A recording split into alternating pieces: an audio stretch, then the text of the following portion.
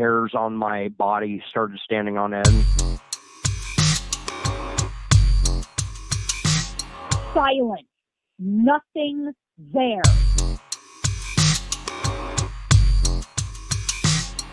I fought to get back into my body.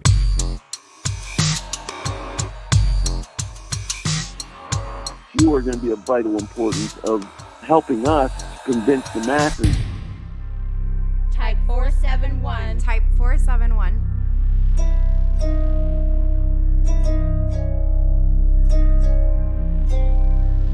Bridge to the other world. Bridge to the other world. Welcome to Type 471. I'm Sam Kitchen. My guest today is T. Now, T has had a lifetime of really intimate and strange and complex encounters and experiences. There's a lot involved with it. It's objective, it's subjective, and we're going to try to get to the bottom of it, or at least, kind of make a little bit of sense of it. T, welcome to Type 471. Hey. How you doing this evening? I'm doing all right, just chilling. All right, good. That's the way to do it. So, T, just from the very beginning, take us through your entire strange experience, your experience with the strange. Let's start from the beginning. Okay. Well, I'm thinking it was maybe around 3 years old.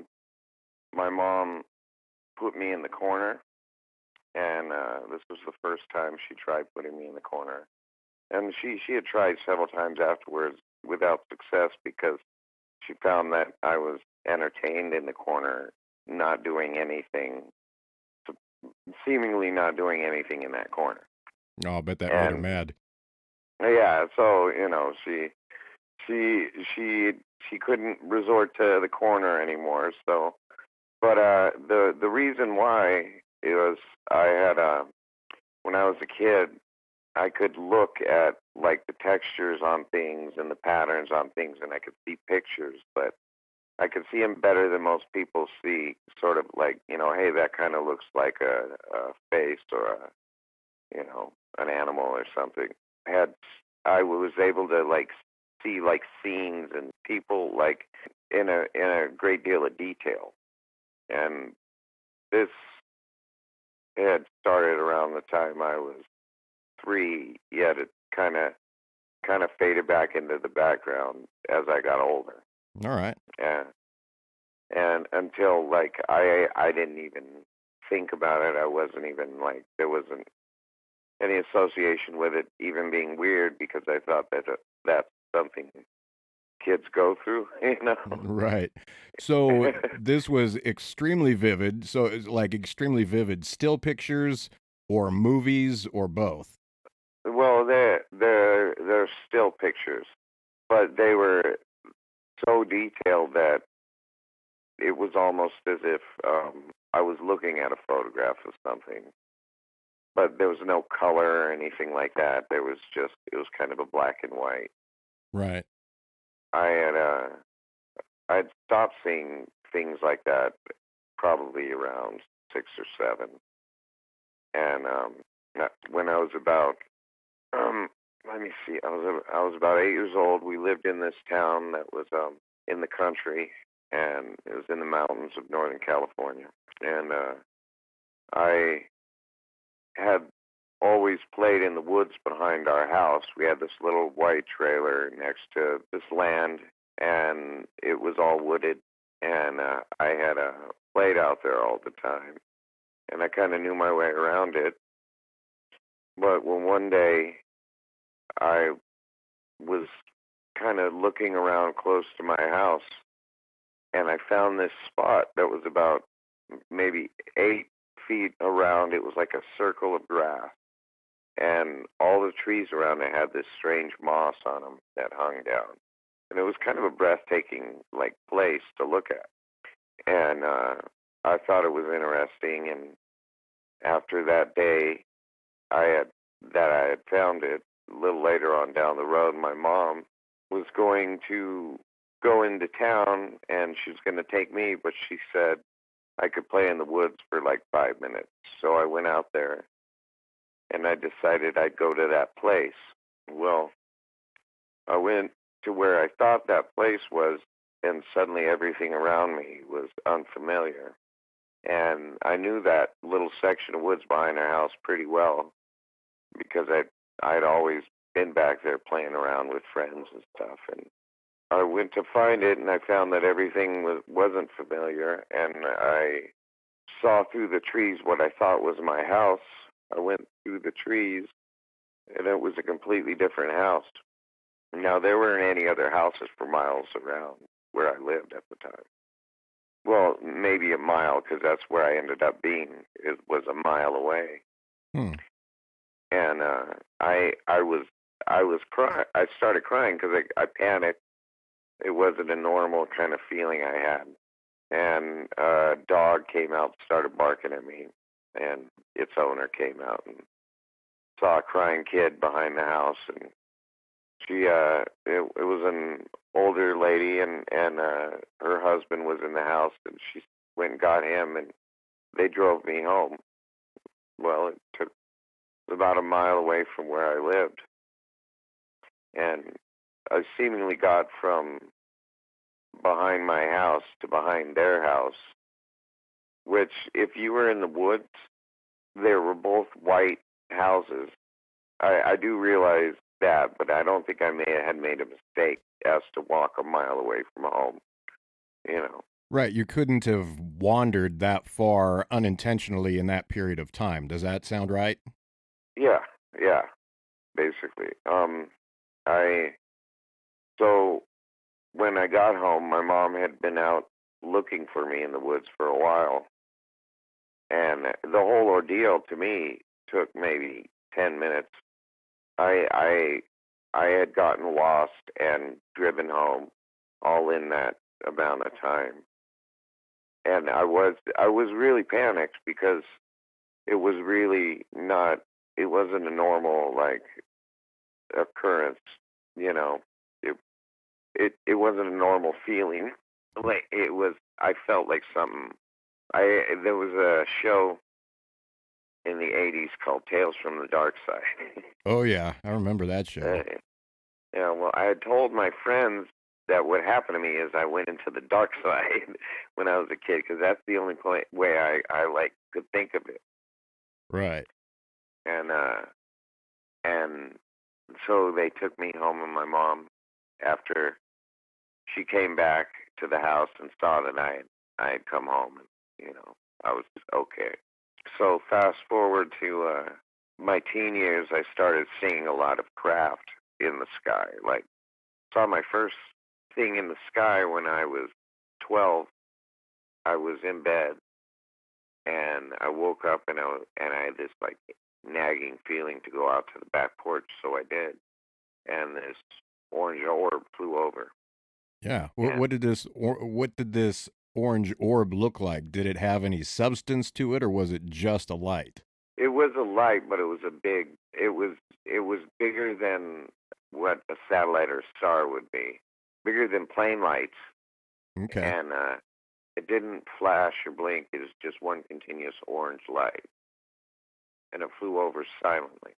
So that was basically the first time I saw one consciously, I think. Yeah, first time you saw an orb or a UFO? I mean, what? UFO. Right. A UFO, yeah. Right. And just to back up a second, I just wanted to tell you, as for you finding yourself in a place that you didn't intend to find yourself, some people may, want to dismiss this, or they might find it strange or whatever. But I just want to point out, you're not the first person to tell me about this recently. Someone else has actually told me something very similar to that. So this is something that happens, and there's a long tradition of it. This kind of thing that you're telling me about actually reminds me very much of old Celtic fairy lore, where someone is in a place that is otherwise familiar to them, but then they find themselves in a place that is unfamiliar to them. It's a phenomenon that goes way, way back. So I just wanted to take a moment to point that out. Now we're talking about the orb part, and go ahead and continue. Sorry for interrupting.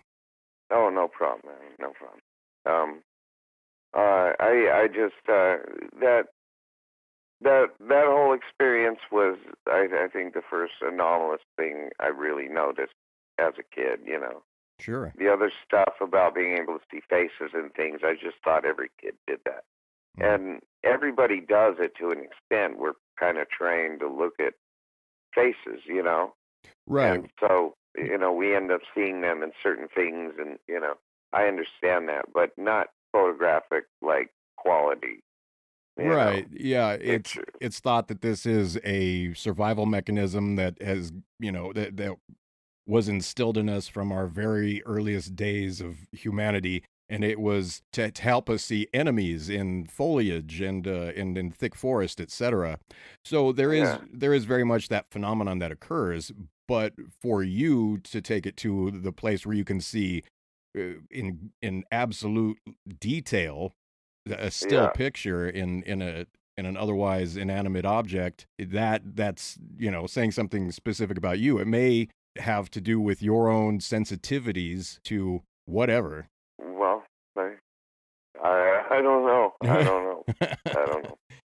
Well, whatever it is, I found out that not a lot of people have seen that stuff, and if they do, they usually get called crazy. Yeah.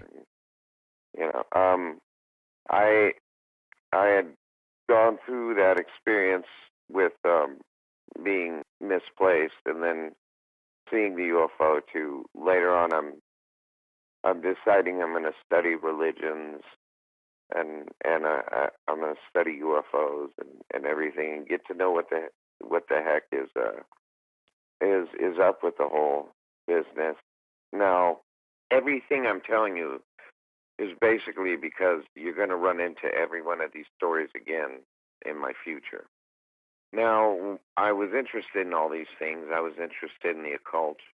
I was interested in all sorts of esoteric knowledge, And at an early age, from when I saw the UFO on up, and when I was about 14, I had been interested in out-of-body experiences. So I bought this book, and I read it, and it was supposed to tell you how to do it and everything. And I had tried the methods and What and book all was that. this, by the way? I think it was called Out-of-Body Adventures. Was it Robert Monroe? Yes, it was Robert Monroe. Oh yeah, I like his books. Yeah, well, I had used that. I'd stopped using it, and kind of forgot about it for a while. And one night I actually left my body. Now, the feeling of leaving your body is something very, very distinct. It's a very much its own experience. You can't explain it, and it's kind of like vibrating out of your own body. And that's what it feels like to me. When it happened, it felt like a roller coaster, and it felt like winds were batting at my ears. And so I decided I'm done. I'm going back. And I was just above my body. And I went back. Now, I had a couple out-of-body experiences after that, and each time had been not so desired result. One time I left my body, and somehow I was stuck on the floor, and I couldn't get into my body so easy. There was a couple of other times that were similar to that, but I never did it voluntarily. I know the feeling. I don't sleep on my back because every time I sleep on my back, I find myself out in space somewhere. It can be kind of an overwhelming sensation, and that wind that you mentioned, I've experienced that. I experienced this wind, like you say, and there's also kind of this hissing sound, like I don't know how to describe it. It's not really staticky, but it's just this kind of underlying hiss to everything. And you wouldn't believe how often people report that wind sound that you're talking about when experiencing out-of-body travel. Yeah, it was. I just realized that going out of the body wasn't for me. It didn't work very well or easily, and it happened to me involuntarily. I was familiar with the feeling of leaving my body. So all of these things so far I've told you are now I'm going to tell you why I told you them in the first place. Okay. In 2006, I had a music career. I had a family and I had a home, and I was kind of situated at the time. One night I'm having a dream. I'm in my bathroom, and I feel these hands come around my face. Now they're these very big hands. They're almost Looney Tune-ish looking. They're not normal looking, and they reach around my head.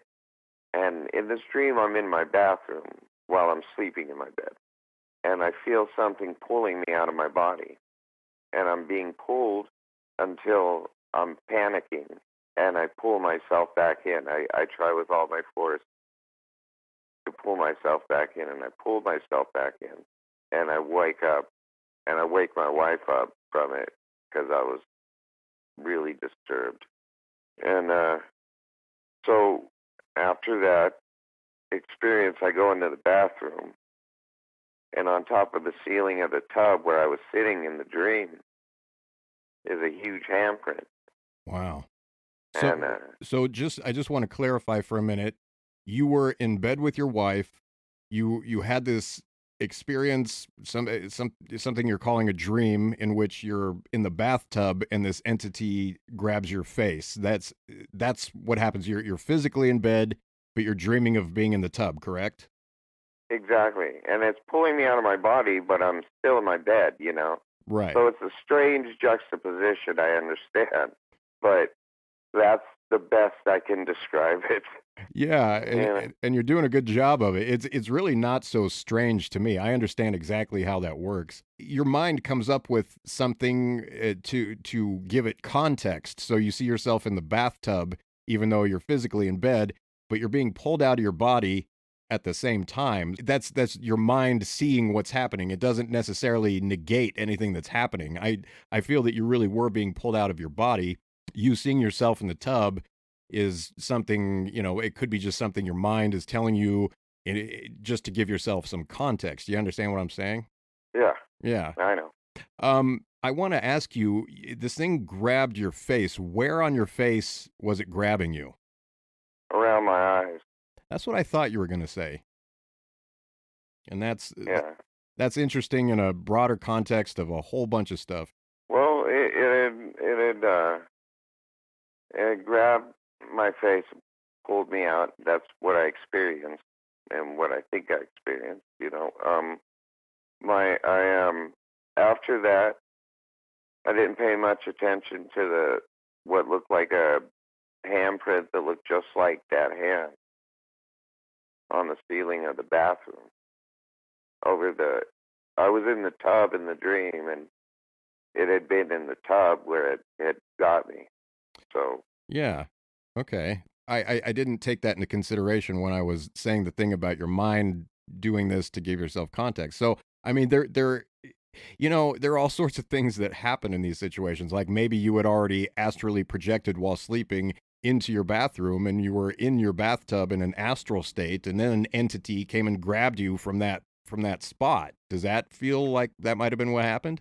well, I mean, I can speculate, but I mean, I'm just going to leave it as an open question still, That's the best thing to do, of course. I agree with you that is a possibility. I don't want to say this, because the second I say something is something, it's going to prove to me that it's not, I know. Yeah, well, you're absolutely right to do that, to leave it as just an open question, because you don't know, nobody knows, I don't know. I'm just tossing out ideas, but Yeah, right. I got you. Yeah, so I mean, leaving it as an open question is the smart thing to do for sure. So after this experience, I wake up one morning. It wasn't long after, it was a couple months after this. I wake up one morning and I can see pictures and stuff. The funny thing is, I can see pictures in the grime on the cabinet, like perfect pictures. And the weird thing is, I could rub my hand over it, and the more I did that, the more the pictures showed up. That's interesting. it was like interacting with me somehow to make the picture, but I wasn't doing anything other than like wiping my hand across it once or like blowing on it for a second. Right. So I got all these pictures that I had seen all over my house, and I was seeing things even crazier than that around 2006. And I felt like after this experience, I felt this like mind expanding joy when I found out I could see pictures and things. I thought it was something special, and maybe I could use it to help people or something, you know. Right. And so I had this really prolific time to sit down and write, and I wrote pages and pages about the way existence is set up, and you know, all these ideas that they were just like hitting my head, and I had to write them down. It went from me seeing things to a complete nightmare in a month's time. And for 2 months, I went through the worst hell anybody could possibly imagine. What went on during that time? Well, it got even bigger, whereas I went out one morning and I turned on the TV, and the people were talking about me on TV. And you think it's a paranoid schizophrenic thing, and I am mentally ill, but I think that's because I'm so damaged by what had happened. You know. I'm glad you pointed that out in this moment. You have schizoaffective disorder, is that it? Yeah. Okay. Yes, I do. Okay. But here's the thing: is at the beginning of it, I was seeing these faces, and there was this one particular face that was on the kitchen cabinet, and we had cleaned everything in the house except for this cabinet for some reason. And after I had been on antipsychotics and things seemed normal, I still saw a picture there. I still saw the same picture I saw the first time, and in perfect detail.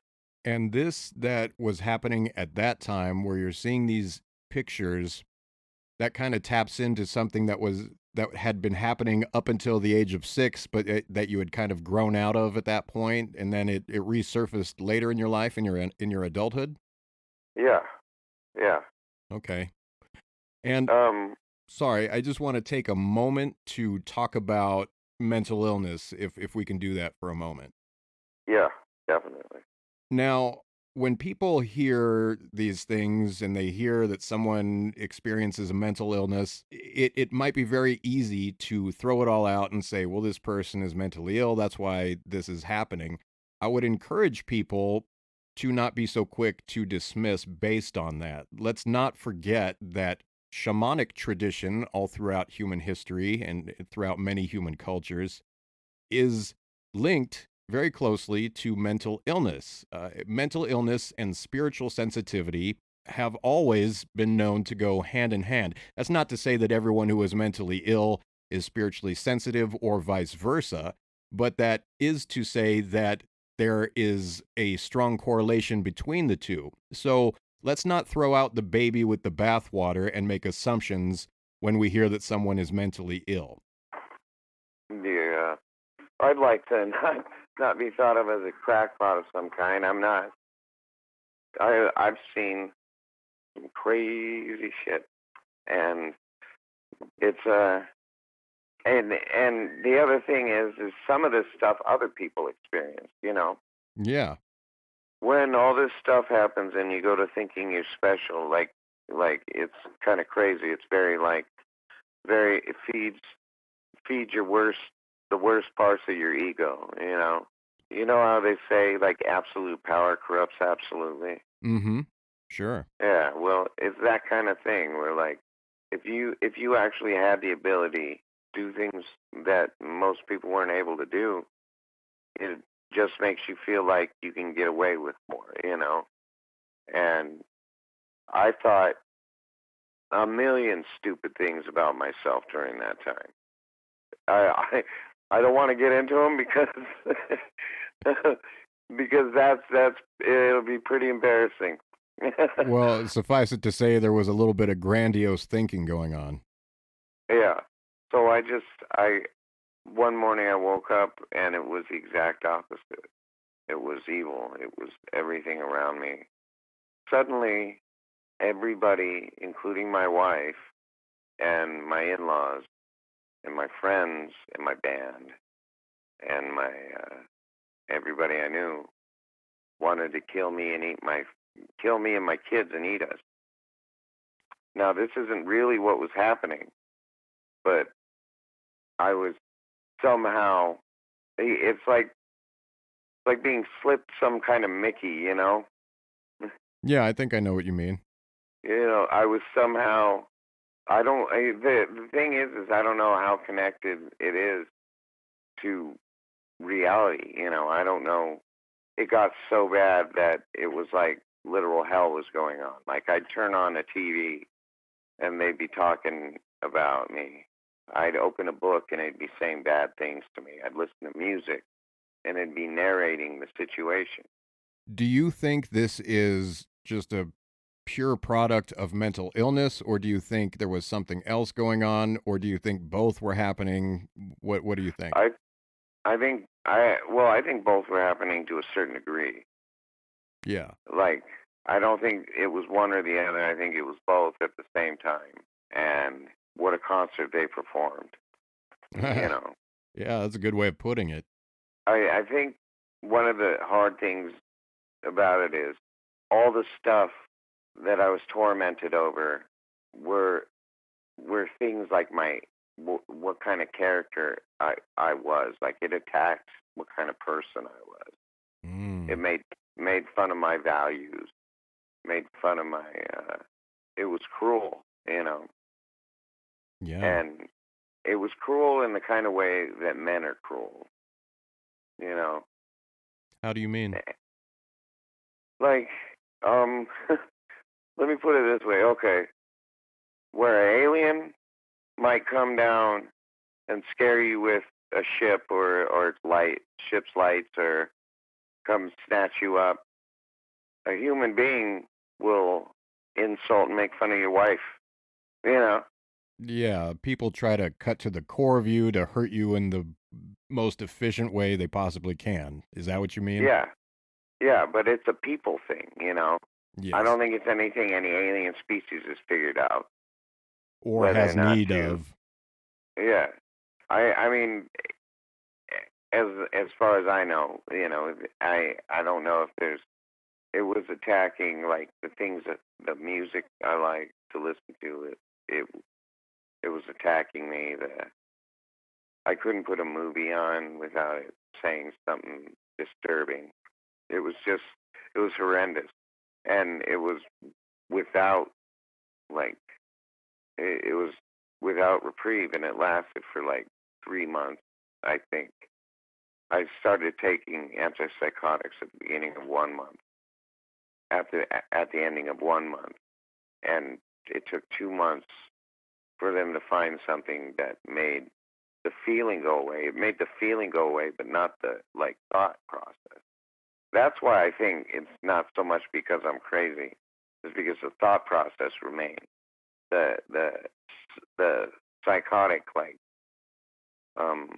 panic is gone. All of that feels like it covers everything is gone. But my reasoning is still there, I guess. Right, I see what you're saying. And I think I might be able to provide at least a little bit of perspective, not to say that I'm right about this, but from my own experience, I also struggle with mental health issues. I experience crippling anxiety. I have horrible depression, and I get into these thought patterns where that same sort of thing is happening. Like, no matter what I do, it's reflecting something bad about myself back at me. And I think this is a human thing that happens, but I think mental illness can take it to a whole other level and can make it into something that seems like it may exist outside of yourself. Does that sound fair? I think it does sound fair, and a lot of times I think of it as I want to think of it as just mental illness, but there are certain things that had happened that were so uncanny that how could I explain that? Right. That's not to say that mental illness is the only thing that's happening, Yeah. but like we're talking about, there's kind of a dance between the two, and mental illness and whatever these unexplained experiences are. It's kind of hard to see where one begins and the other ends, and how they blend together. Exactly. Right. Exactly. When I talk, and not even the psych department at the clinic, not even they would tell me what I was seeing was psychotic. Like the guy, I said, why am I experiencing something that isn't real? I asked him straight up, and he said to me, "Well, what's real?" Mm-hmm. And I said, "Well, are you telling me it isn't real, and what are you telling me?" He goes, "Hey, man, if it's real for you." Right. And the whole attitude of everybody around me was stuff like that. There were times where I was at my in-laws' house where I was on the floor, curled up into a ball on the floor, and everybody would walk and step around me. Mm-hmm. Wow. And so it got very cruel. It was really hard dealing with my in-laws because it was scary. I felt most threatened when I was around them. The funny thing is all these songs that I listened to that was telling me stuff and talking about my business. If you listen to Elton John, Madman Across the Water, you'll know exactly what I went through with my in-laws. I couldn't go there. I couldn't go there because if I went there, I felt like I was just moments from being sacrificed in the backyard because I thought that something really bad was going to happen when I got there. And even when I got there, it made me feel like something bad was going to happen. Yeah. Movies. Yeah. They're two-dimensional media. In the second dimension, they are reality. They are literally the reality of the second dimension. You know what I'm saying? I do know what you're saying. And it takes millions of dollars and tons of people and tons of man hours to make them, right?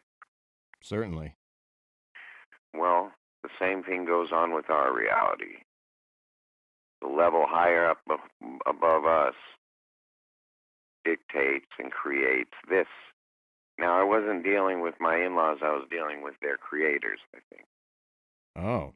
That's where it all comes. I don't know if I told you that yet, but that's basically the gist of. You have expressed a thought like that without putting it in those exact words, but yeah, I understand what you mean by that. Understand that if I was the actor playing Ben, I could make him say whatever I wanted him to say, right? Certainly. So my in-laws could have said whatever they were influenced to say by, the ones responsible for their existence, Well, let me throw out an idea to you. I feel like you're saying there are higher realities, and this reality is a product of those higher realities. I'm completely on board with that. But where it gets a little bit tricky is the fact that we exist in those higher realities. We are at the same time part of those higher realities and this reality, and it is ourselves from those higher realities, the higher, truer forms of ourselves that are manifesting as ourselves in this three-dimensional reality. So, so I mean, it is actually us who is responsible for what is happening in this three-dimensional world. And I believe very strongly that we have free will, and we can make this reality into just about whatever we want it to be or what we don't want it to be without even realizing it. I think the place where it gets tricky is in the idea of entities that are not these people manifesting in such a way that they're influencing the behavior of these people. Well, it's more like, have you ever seen a picture of the Hindu version of rebirth, death and rebirth? It shows a human body going from baby all the way to old person, all the way to death, and then going back to baby, right? Right. Well, there's this steady stream going all the way through that line of people, that of who he is, from going from a baby to this, to that, to this, to that, to that, until his death, right? Right. Well, the Hindu belief isn't that he turns into these different versions of himself, but that this soul is passing through this personality. And souls are bigger than you think. You know, when you say you have a soul, I think it's more like the soul has you. Yeah, I believe that. A soul is an infinite, unending thing. It's part of the infinite. It's not like my soul fits inside my body. My body is an extension of my soul. Yeah. Right. So that's basically what I'm saying, and that's what I'm saying is their souls. Okay. Yeah. That I get right there. Yeah, that's what I mean. I don't mean that there was something influencing them. I mean they were influencing. Okay. Yeah, But, that gives it some clarification. okay. That's why I have a hard time even disseminating this information. It's like, you know, it's like I used to have the gift of gab. I used to be like eloquent. Well, you still are. You're very well spoken, and thankfully, you you speak grammatically correctly, and I'm very glad for that because I can't stand it when people can't string two words together. Uh, Yeah. but yeah, no, you're expressing it very well, and in fact, you expressed that part of it better than I did, and I'm glad you did that. That gave it some clarity. So we have talked about up till now your childhood experiences, the onset of whatever it is that has been occurring in your adulthood that, combines both mental illness and these strange experiences. So, what comes next on the timeline? We talked about you seeing the images in the various textures. We talked about you being curled up on the floor, going through extreme hardship internally. What comes next after that? Well, I had been on a certain antipsychotic, and all of the panic went away, but none of the lessons, and there was a very bitter feeling where I was supposed to like accept that my reality wasn't what I thought it was, but at the same time my wife wanted me to leave their lives, and we had a bitter divorce, and she took everything I owned. So I ended up at the end of it all without my kids, without my wife, without my home, without my band, without any of this. And there's certain forces on this world that are capable of doing that to people. What are those forces? I'm not gonna go into that like over an interview on it, just because if I'm gonna tell you, I'm gonna tell you privately. Gotcha. Because some of this stuff I have to leave out because I feel like it'd be a little dangerous if I did. That's a wise decision. I know that there are certain things that can be said on mic and certain things that cannot be. So I hear you. Yeah, but I will tell you that it hasn't been easy. I've been barred from my old life. My wife made it so I couldn't see my kids so easy. For some reason, my whole family treats me like I'm a pariah. My mother, my extended family on my mother's side up there, that all live up there close to my wife and my kids. And I'm just kind of cut out of everybody's life. Oh, like I'm being punished, you know. yeah. I'm very sorry to hear that. It's just, you know, if it were just me being crazy that caused all of this, that'd be a terrible tragedy, but it's more than that. I suspected at the beginning that I'm suffering because of maybe who I was or who I am truly, you know. Like it might be that my soul is the one in trouble. Well, sure, there is such a thing as karma. Karma Yeah, is cause and effect carried over from incarnation to incarnation. I know yeah, reincarnation exists. I was born into this world remembering past lives. So there is a cause and effect relationship that carries over, and it's intended to point us toward our true individuality. It's intended toward to help us mature as true individuals at one with the infinite, just like we were talking about a moment ago. yeah. So, So yeah, it absolutely is your soul, showing you, exposing you to, some harsh realities that you have to confront. yeah, Does that sound about right? yeah, yeah. It does. I'm leading to more stuff, is what I'm saying. Okay. I had gone through this and everything, and it had shown me certain. It by accusing me of doing certain things, it showed me that these things existed. You know, Yeah. like I was kind of like a dude walking down the street, and somebody said, "That guy's a bank robber," and fucking and I didn't know what the fuck one was. You know, Sure. you know. Yeah. Okay, okay, but I learned what one was as soon as they chased me. so, so what I'm saying is that I learned there are things. I learned there are extraterrestrials. I learned there are there's the subtle universe, the subtle body, Mm-hmm. and I learned that there are things like psychic vampires. You know, I never thought that was possible, but it is. Yes, it is.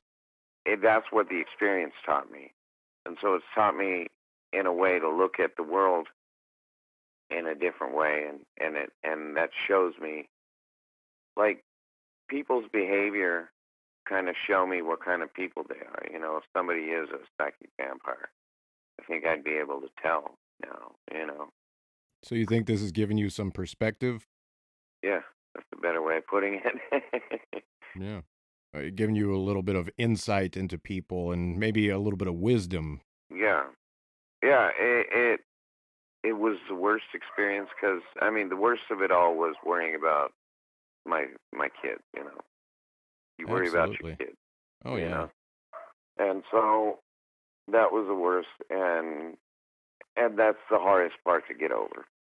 So I have a hard time, and this is a hard thing for me to do, to talk to anybody or be interviewed, because I worry about them, you know, Right. and they're grown up now, you know, but I still worry about them. Of course you do. Well, we don't want to do anything that's going to compromise you or your family during this interview. So, we're keeping everything nice and vague or very general. That sounds good. That sounds good. Cool. I was part of the music business, and this stuff goes back into the music business. You know, as a result, I haven't gone up and played music for anybody since 2006. I'm not sure if I'm ever gonna get back to doing normal people things. You know, like playing music and stuff like that. Did you choose to stop playing music? After what I experienced. Yeah, I chose it. I chose to quit. Um, Not just that, but during this whole experience, I had come down with this illness in my spine. The funny thing about this illness is I can't get a diagnosis for the life of me. I mean, the doctor says well, we can call it a degenerative disc disease, but of an exotic nature of some kind. It's not normal. Right. And When you talk about this, I can't help but think of the connection between the mental health issues you've described and this thing that's going on with your back, whatever it is. And I also can't help but consider the possibility of Kundalini crisis, wherein Kundalini begins to rise through the body, but it can't properly rise through the body because, there are various blockages in the person. Any number of things can lead to a blockage in any individual. It's as complex a thing as is a person. And when Kundalini can't rise through the body, it can get stuck and cause damage in certain areas, twisting and turning. And, it's kind of like unleashing extreme power and focusing it on the inside of your body. Does that sound like something that might be a possibility to you? well, the thing I thought was happening when in 2006, when I thought things were going good before it turned and went bad, when I was having these mind expanding experiences, I was able to do things during this time. Like I was able to feel. I touched a girl's head, and she had a Kundalini experience, Oh, and I could use my voice to attract people. Like my voice got even better to people for shows and stuff like that. And um, I'd be on the phone with somebody I've never met, and they'd want to stay on the phone with me because of my voice. And I had it was like a supernatural friggin' gravitas going on. hmm. It made me feel, that's like I said, it makes you feel special. It makes you feel like you're here for some benevolent reason. And so I let myself be diluted until it became bad. That's as detailed as I can get into my experience, I think. Okay. Do you mean into your experience in general or that particular aspect of your experience? Well, basically everything. I've given you all the juicy details up till now. Right. Gotcha. My road has kind of been one of a washed up, beat up, old rocker. That's kind of what everybody delegated me to everybody who pretty much thought of me as like a has been and never was, or a failure, burnout. That's what people think of me now. So you think you're expected to play that part? I don't know if I'm expected to play the part, but I don't know if I'm interested in what anybody thinks of me anyway. Good for you, because that sounds like a bullshit part to have somebody else put on you. Yeah, well, I tend to gravitate where I'm tolerated and not celebrated. you know, but every day I don't do anything though, it's like punishment. If I don't write music or I don't do anything to like stand on my own 2 feet, I'm gonna always be seen as a burnout. It's like if I'm doing the most moral thing, I'm gonna be considered a burnout the rest of my life. I don't know how you mean that. How does that connect? Well, do you think a guy with my experience should be given a microphone? Well, sure. I mean, that sounds like your experience is an awesome reservoir of creativity. I mean, look at it that way. And also, it could also be seen as you being an evolving person. You don't have to be the same thing that you were before. You can be something more. In the last few minutes of the show, I want to kind of flesh out a couple of things. You talked about this individual taking you off the porch. I want to know everything I can know about that and what this individual looked like and just every little detail of the experience. Can we flesh that out a bit? Yeah. This was a little before the experience I had leaving my body in that whole bathroom thing. Yeah. This was I don't know how long before, but it was definitely before. It one morning about 4 a.m., I heard a knock at the front door. I was asleep in bed, and my kids were in their room asleep. I heard a knock on the door. I get up, I walk to the door, and I open it. And there's somebody in some kind of outfit. There's something standing out on the front porch. And it looks kind of like a dirty Kachina doll. It's about 5'3", 5'4". Oh, it was short. Yeah. Okay. And it grabbed me and threw me over its shoulder and walked toward the parking lot of my apartment complex. And the last thing I remembered was yelling, "I'm not going to be afraid," because I figured, hey, if I'm having some kind of experience, I'm going to show them I ain't scared of them. Rightfully so. Good for you. No, I was afraid, definitely. but everything went black from there. The next thing I remember, I'm waking up to my alarm, and I got to get my kid ready for school. Now, what kind of clothing was this individual wearing? Now, this was weird because it was like almost a costume. It was this thick, kind of foamy feeling material that was covered on the outside, on the outer layer, with like this rubbery, flaky stuff. But it seemed very like it was made out of stuff people made, not made out of anything exotic, Right. And what did its hair look like? It had a perfectly round head, and these perfectly round eyes, and this kind of slit for a mouth. We're talking about bowling ball round, right? Yeah, bowling ball round, like perfectly round. Weird. And like it was a helmet, like definitely a helmet. Gotcha. But it had these hair-looking things coming out of it that looked like yarn. Makes me think of a Raggedy Ann doll. It looked like a Raggedy Ann doll almost. It did. But it grabbed me, pulled me off the porch.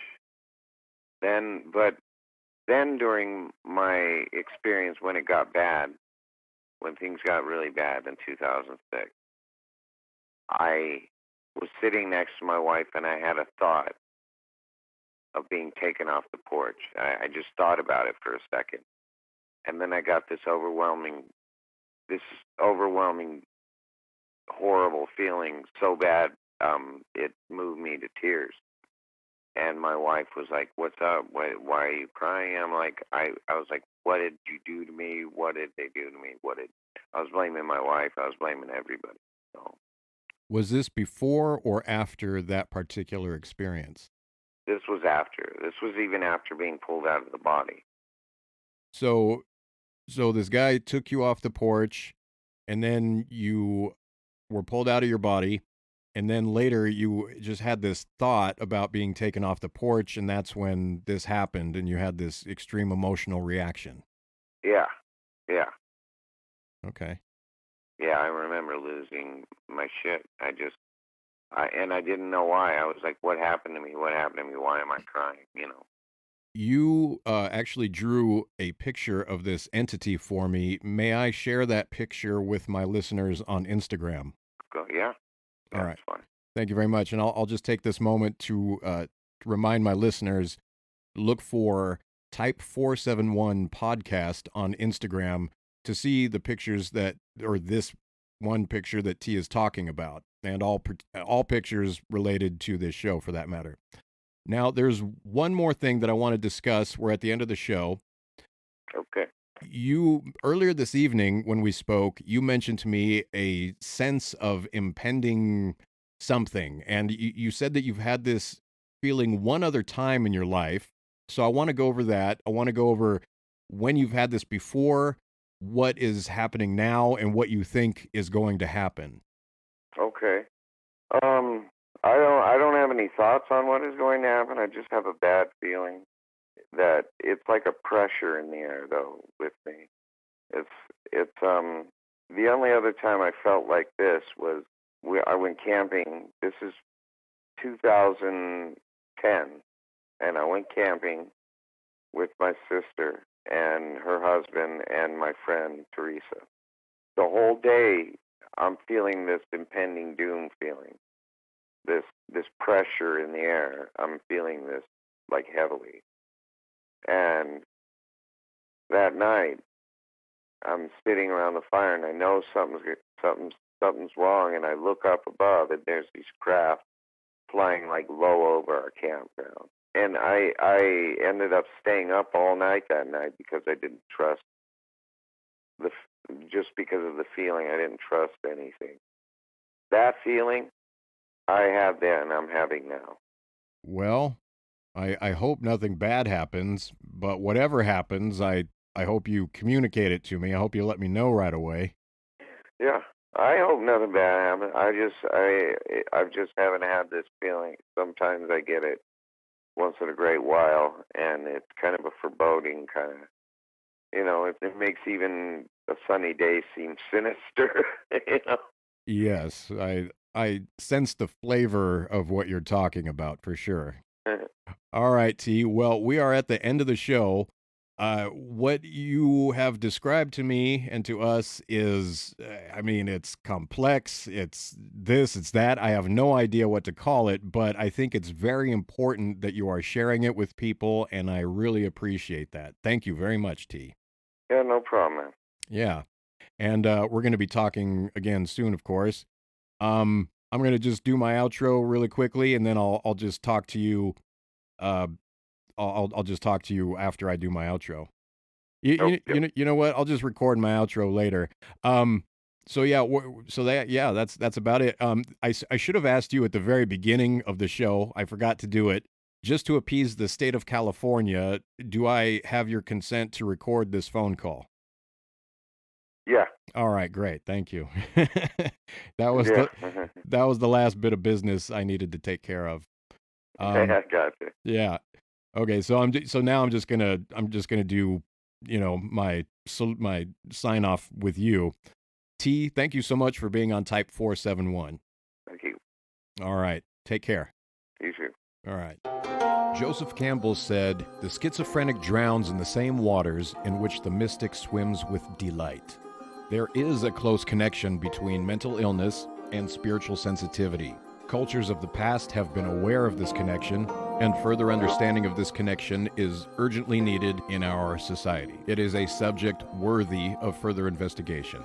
Look for Type 471 Podcast in most places where you get your podcasts. I should be on Apple Podcasts, but I screwed something up. I'm still trying to figure it out. I'll be on Apple Podcasts soon. But don't forget to subscribe to Type 471 in most places where you get your podcasts. Also look for Type 471 Podcast on Instagram, Twitter, and Tumblr. I'm Sam Kitchen. Thanks for listening to Type 471.